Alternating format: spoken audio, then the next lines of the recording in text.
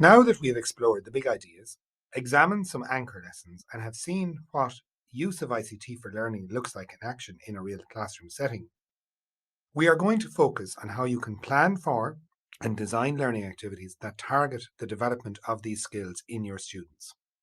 Throughout this course, we have tried to develop a shared understanding of what we mean by the use of ICT for learning.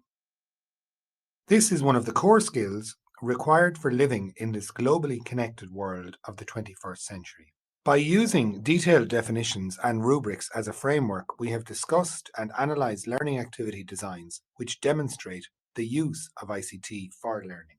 We would like you to focus on your planning for the next month or term and try to incorporate opportunities for students to use ICT for learning. Think about your students and their experiences to date and how this will have implications for the learning activities you design. You need to consider how students use ICT and whether it is used in more powerful ways to construct knowledge or to design knowledge-based products. In stronger activities, the use of ICT is required to support knowledge construction. In the strongest activities, students are designers of ICT products that others can use. Now, take a look again at the use of ICT for learning rubric.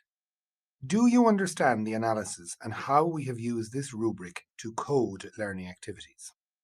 Keeping the use of ICT for learning rubric and decision tree in mind, select a learning activity that your students will engage with in the near future. Now, consider how you can design learning opportunities so that your students are using ICT to construct knowledge. Is the use of ICT required for constructing knowledge? Will your students be designing an ICT product that others can use? Now, what we would like you to do is post the learning activity you have designed to the discussion forum in order to get feedback from your peers. If a colleague from within your own school or your professional network has participated in this 21 CLD course and understands how the use of ICT for learning skill is constructed, please ask them for their advice or feedback on the learning activity you have designed.